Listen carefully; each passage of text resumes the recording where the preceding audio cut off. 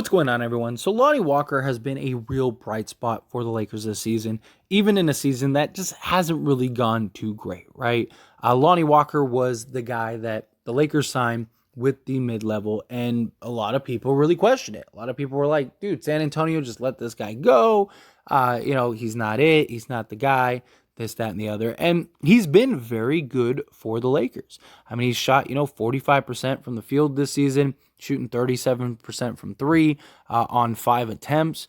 So he's knocking it down at an efficient clip. He's given us about 13 and a half points per game. He's had better stretches earlier in the season. He was giving us about 17 a game and shooting around 40%. So he's kind of, averaged out a little bit, but nonetheless, he's still been one of our most consistent guys, Mr. Skywalker, a guy that is just great, athletic, can finish around the rim, has been really good in catch and shoot opportunities.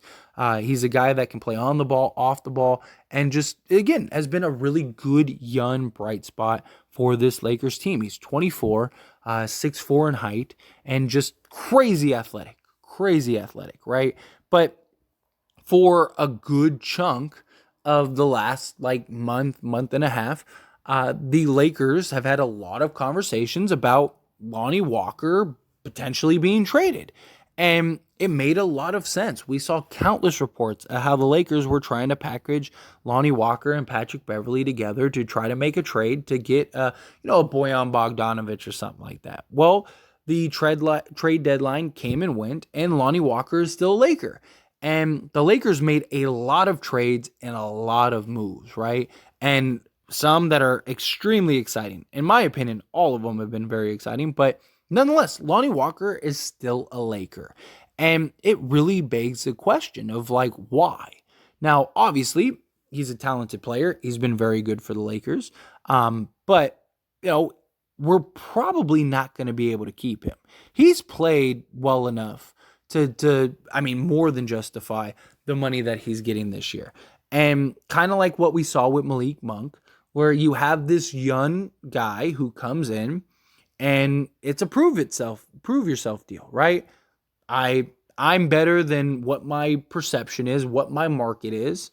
Let me go to the Lakers and their giant spotlight and their brand, and let me show that I can ball. And when I show you that I can ball, that'll translate and lead me to getting a more lucrative contract. Same thing Malik Monk did. That's exactly what Malik Monk did. And that's what we're seeing with Lonnie Walker. And that's a trend we might see with the Lakers going forward. These young guys that, one, maybe they want to be a Laker, but also it's just hey, I can go to the Lakers, and if I have a good year, I'll get a good contract. Right? You're betting on yourself. You're trusting that, hey, I have the talent. I know I have the talent. I believe I have the talent. Let me go prove that I have that talent. And what bigger, platform to do that on than the Los Angeles Lakers? But with that, it would make sense for the Lakers to move Lonnie Walker to go get something more long-term. And we saw with the Lakers, almost everybody they got, or actually everybody they got, not almost, but everyone that they got were young, right? You have, D'Angelo Russell and Malik Beasley are the two oldest guys that the Lakers got, and they're only 26, right? You got Rui Hachimura, 24, 25. I guess Reed, Devon Reed, he's the guy that's the oldest because he's 27, but still, the key main acquisitions, right? The D'Los, the Vanderbilt. Vanderbilt's 23. Mo Bamba, he's 24, right? Rui Hachimura. Again, all of these guys are very young. And look, Lonnie Walker fits that timeline perfectly, right? He's 24 years old. He has room to grow. He's going to develop. He's only going to get better. He's had spots defensively where he's looked good, and then other times he's looked terrible. But that kind of comes with just being young and trying to learn and grow and develop as a player. But you can also make an argument Lonnie Walker is kind of the odd man out. How much playing time is he going to get now? How is that going to work now? And, why not get something for a guy that you're probably going to lose for nothing? Now, part of the reason that he may not have been traded is what team wants him when they can't get his bird rights, right? So, like, for example, say a playoff team, right? Just call it let's just say the Phoenix Suns. Not saying that they wanted him or anything. We're just using them as an example, right? But let's say Phoenix wanted Lonnie Walker. Here's the problem. You get Lonnie Walker and you play him for a year, and now he's just a rental because you don't have the money to pay him and you don't have the bird rights to go over the cap to pay him. So now you basically traded for a guy that you're only going to play for like 3 months, and then that's it. He's gone. So why? And then any rebuilding or tanking team, they all are going to have money in the offseason. So it's like, why would we trade for Lonnie Walker when we can't get his bird rights and we could just sign him for free in the offseason?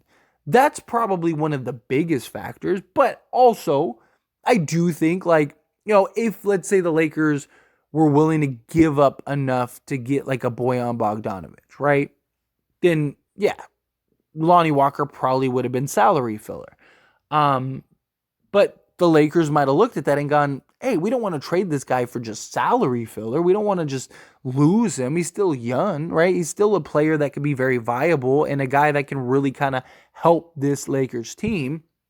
So let's just keep him. That's kind of option number 2, is they just looked at it as like, oh, we could just go get Mo Bamba over here for Patrick Beverley and we don't have to include Lonnie Walker, and there we go. No, we get to keep Lonnie and see and continue to develop him and continue to him grow.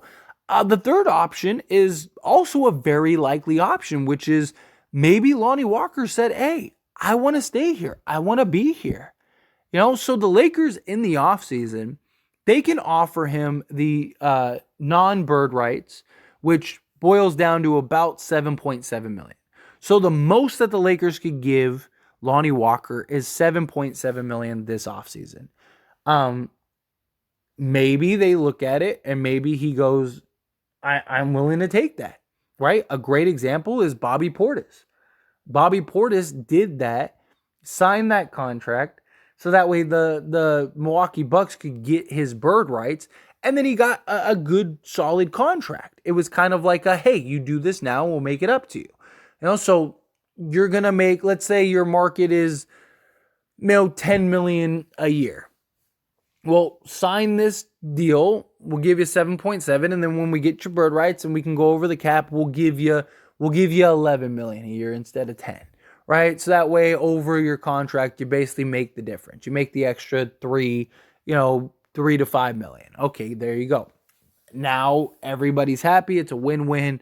Lonnie Walker gets to stay with the Lakers. He gets to stay in LA. He gets to stay and be a part of the team. Lakers stay and get to keep a young, 3-and-D style shooting guard that they can grow and develop and continue to improve and make better. Great athleticism, all of those things, right? That very well could be the case. I mean, we've seen players do that on numerous occasions throughout the course of the NBA. And so, I mean, Lonnie Walker, he's a guy that Darvin Ham likes him. He, by all accounts, seems to like the Lakers. A lot of guys just, they want a place to call home. They want longevity. Not all guys want to be moving all over the place. Now, don't get me wrong, he's not going to turn down some insane money, right? Like if some team comes in and says, hey, we'll give you $15 million a year.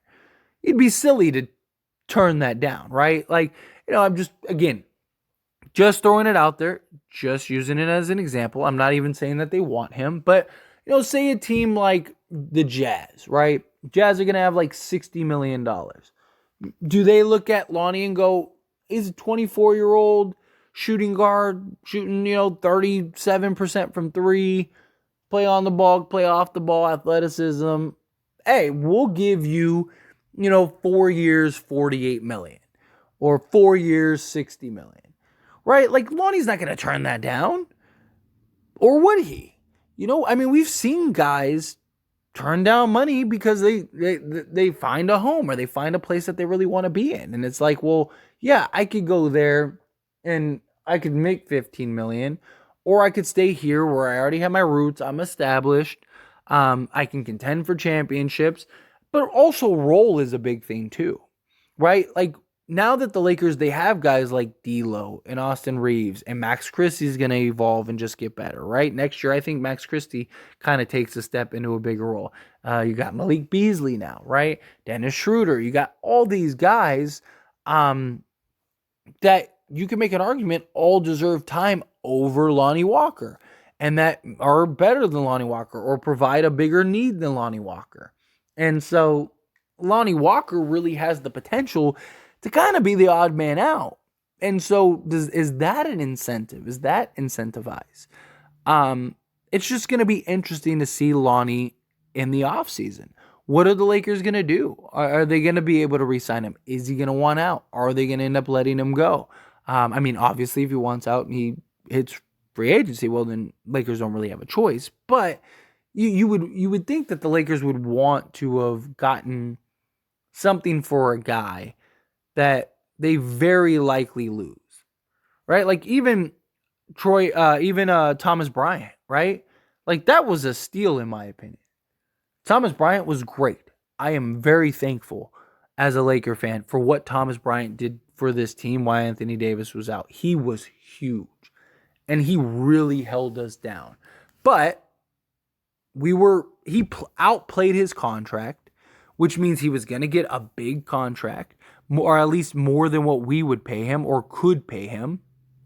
And it was like you could get, here's a 3-and-D shooting guard and 3 second-round picks for that guy, right? Again, a player that we didn't have his bird rights to.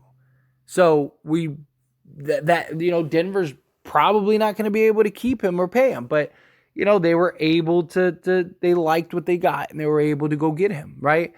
And so they'll probably invest the money into him to keep him long term. Why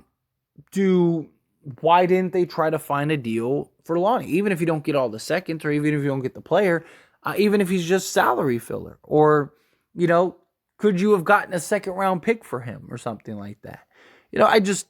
I'd hate to lose him for nothing. I'd hate for the Malik Monk route, right? I mean, look, if I'm not saying the Lakers should have paid him the money. I don't think the Lakers should have paid Malik Monk that money. Good for Malik Monk, go get your bag, but he's your Lou Williams type guy, right? Solid, but that's not what the Lakers need. Lakers didn't need to tie up, 11, 12 million on that type of contract for a guy that they just they could find another one, right? And Lonnie is I kind of feel the same way. I don't really want to see them spend, $100 million to keep Lonnie Walker around long term, right? He's just not worth that money.